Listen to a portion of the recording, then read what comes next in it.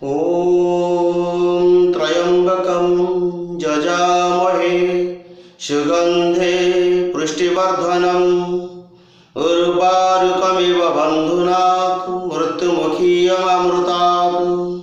ॐ नमः शिवाय नमो नमः। ॐ वक्रतुण्ड महाकाय सूर्यकोटिसमप्रभु निर्विघ्नं कुरु मे देवः सर्वकार्येषु सर्वदा। ॐ गं गणपतये नमो नमः। ॐ नमः शिवाय नमो नमः। प्रभु परमेश्वर परमात्मा लीला। प्रभु देवादेव महारुद्रदेव अजन्मा जगदेश्वर प्रभु शिवशंकर जहाँकर मृत्यु नाही कि जन्म मध्य नाही, जन्म मृत्यु जरा व्याधि सर्वोपजायते प्रभु जगदेश्वर प्रभु आशुतोषंकर पदारविंद प्रभु कोटि कोटि प्रणाम प्रभु, कोटि कोटि प्रणाम। पवित्र भारत वर्ष, ये भारत वर्ष रे जे केते जे पुण्य पर्व रही ताहा अपूरणीय भगवान परमेश्वर सब लीला। जदि भारत वर्ष रे के जन्म नहीं थांती तांको बड़ी पवित्रवान भाग्यवान कहीं संसार नहांती। कहीं ना ये भारत वर्ष एक धर्म एवं पवित्र भारत भूमि समस्त देवादेवी मानकर एठारे ही ताको लीला खेला विस्तारित होईछि। आज से प्रभुंकर जगदीश्वरंकर एक व्याख्या पुराण वर्णित को नहीं मो समस्त मो गुरुजन मान पाखरे पहुँचे देवा प्रयास करिछि प्रसन्न महापात्र।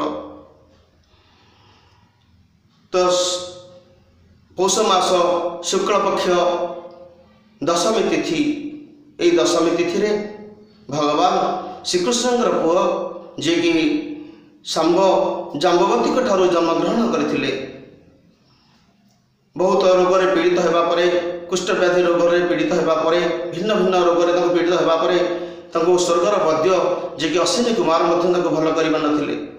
भगवान शिवशंकर भगवान आशुतोष सर्वमंगलमय तांकरी प्रेरणा रे प्रभु जगदीश्वर प्रेरणा रे से सांब भगवान सूर्यदेव को आदित्यनाथ को पूजा कले, जहाँकर नाम सूर्य सहस्र भानवे आदित्य नारायण विरंची देव सकल देवादिदेव प्रभु शिवशंकर से पवित्र गाथार प्रभु भगवान शिवंकर एक पवित्र महिमा एवं सूर्यंकर एक पवित्र गाथा पवित्र पुराण से पवित्रमय ये विश्व संसार रे जे कि सदा सर्वदा आलोकमय करि से सूर्यदेव जहाँकर नाम दिनेश दिवाकर दिनमणि सदा सर्वदा एवं सहस्र भानवे आदित्य नारायण विरंजी नारायण तांकर नाम रे परिपूर्ण होता है। तांकर नाम गुणगारिमा करवा मो पक्ष संभव नुहे।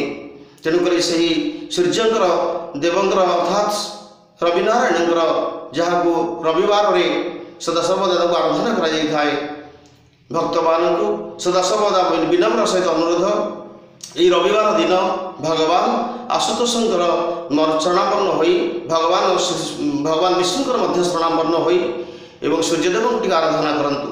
अर्थात सूर्य को पूजा कला बेले कौन करेंगे ना तांको गुड़ महू एवं कलश राशि दे पूजा करंतु एवं मंदार पुष्प दे पूजा करंतु, सूर्य को आराधना करंतु। हे सूर्य सहस्रांशु तेज राशि जगतपते अनुगम पाया महाभक्त्या गृहणार्घ्य दिवाकर ये मंत्रटी को पढ़ी अर्घ्य प्रदान करंतु एवं तन्मध्य भगवान को सूर्य को उपासना करंतु। तन्मध्य भगवान सूर्य को प्रणाम करंतु। जवा कुसुम संकाशं कश्यप महाज्योति तमरी सर्व पापाघ्नं प्रणतस्मि दिवाकर सूर्य को कही प्रणाम करंतु। यह करने द्वारा समस्त अरिष्ट समस्त खंडन होता है, समस्त दुख समस्त रोग व्याधि सदा सर्वदा मनुष्य जन्म सदा सर्वदा विताड़ित होता है, अर्थात स्पर्श करें ना। सूर्य दिन में भिन्न भिन्न लोक मैंने बहुत उपाय जो मैंने चाकरी क्षेत्र में हो स्कूल क्षेत्र में हो विभिन्न प्रकार उपाय हो भिन्न भिन्न उपाय से आसी था। रविवार दिन विशेषकर आमिष भक्षण करी ଏହି ଆମିଷ ଭକ୍ଷଣ କରିବା ଦ୍ୱାରା ସମସ୍ତଙ୍କର ରୋଗ ବ୍ୟାଧିରେ ପୀଡ଼ିତ ହୋଇଥାନ୍ତି। କାହାକୁ ଭିନ୍ନ ଭିନ୍ନ ରୋଗରେ ପୀଡ଼ିତ ହେବାକୁ ଦେଖିଥାଏ। କାହାକୁ ଡାଇବେଟିସ୍ ରୋଗ ଧରିଥାଏ ତ କାହାକୁ ବ୍ଲଡ଼ ପ୍ରେସର ହୋଇଥାଏ ଅର୍ଥାତ୍ ରକ୍ତଚାପ ମଧ୍ୟ ହୋଇଥାଏ ଏବଂ କାହାକୁ ଭିନ୍ନ ଭିନ୍ନ ରୋଗରେ ସବୁ ପୀଡ଼ିତ ହୋଇଥାନ୍ତି। এই ସୂର୍ଯ୍ୟଙ୍କୁ ଉପାସନା କଲାବେଳେ ସୂର୍ଯ୍ୟଙ୍କର ନାମ ସ୍ମରଣ କଲାବେଳେ ସଦାସର୍ବଦା ସୂର୍ଯ୍ୟଙ୍କୁ ଆରାଧନା କରନ୍ତୁ। କାହିଁକି ନା ସେହି ଶାମ୍ବ ହେଉଛନ୍ତି ଶ୍ରୀକୃଷ୍ଣଙ୍କର ପୁଅ। ଭଗବାନ ସୂର୍ଯ୍ୟନାରାୟଣଙ୍କୁ ପୂଜା କରି ସମସ୍ତ ପାପରୁ ସମସ୍ତ ଦୁଃଖରୁ ସମସ୍ତ କଷ୍ଟରୁ ନିବୃତ୍ତ ହୋଇଥିଲେ। ସେଥିପାଇଁ ଏ ପୌଷ ମାସ ଶୁକ୍ଳପକ୍ଷ ଦଶମୀ ତିଥିରେ ଶାମ୍ବଙ୍କ ନାମରେ ଶାମ୍ବ ଦଶମୀ ନାମରେ ଆମ ଓଡ଼ିଆ ହିନ୍ଦୁ ସଂସ୍କୃତି ପରମ୍ପରା ଏବେ ବି ମଧ୍ୟ ରହିଛି। ତାଙ୍କୁ ସୂର୍ଯ୍ୟନାରାୟଣଙ୍କୁ ଧର୍ମଦେବତାଙ୍କୁ ସଦାସର୍ବଦା ପୂଜା କରାଯାଇଥାଏ। ତେଣୁକରି ଭାରତବର୍ଷରେ ଯେତେ ମୋର ଗୁରୁଜନମାନେ ଅଛନ୍ତି ଏବଂ ହିନ୍ଦୁ ସଂସ୍କୃତି ପରମ୍ପରା ରହିଛି, ଏହି ରବିବାର ଦିନ ଆମିଷକୁ ତ୍ୟାଗ କରି ଆମିଷ ଭକ୍ଷଣ କରନ୍ତୁ ନାହିଁ ଏବଂ ସୂର୍ଯ୍ୟଙ୍କୁ ଆରାଧନା କରନ୍ତୁ, ସୂର୍ଯ୍ୟଙ୍କୁ ଅର୍ଘ୍ୟ ଦିଅନ୍ତୁ, ସୂର୍ଯ୍ୟଙ୍କ ନାମ ସଂକୀର୍ତ୍ତନ କରନ୍ତୁ, ଭଗବାନ ଶିବଙ୍କ ପାଖରେ ପୂଜା କରନ୍ତୁ, ଭଗବାନ ବିଷ୍ଣୁଙ୍କ ପାଖରେ ପୂଜା ଅର୍ଚ୍ଚନା କରନ୍ତୁ ଏବଂ ସୂର୍ଯ୍ୟଙ୍କୁ ମଧ୍ୟ ଆରାଧନା କରନ୍ତୁ। ଦେଖିବେ ଆପଣଙ୍କର ସମସ୍ତ ରୋଗ ବ୍ୟାଧି ସମସ୍ତ ଖଣ୍ଡନ ହୋଇଯିବ, ଘର ଶାନ୍ତି ମୈତ୍ରୀର ପ୍ରତିଷ୍ଠା ହେବ ଏବଂ ସମସ୍ତଙ୍କର ମଧ୍ୟରେ ସମସ୍ତଙ୍କର ଦୁଃଖ ଦାରିଦ୍ର୍ୟ ମଧ୍ୟ ଦୂର ହେବ, ସମସ୍ତଙ୍କ ରୋଗ ବ୍ୟାଧି ମଧ୍ୟ ଦୂର ହୋଇଯିବ।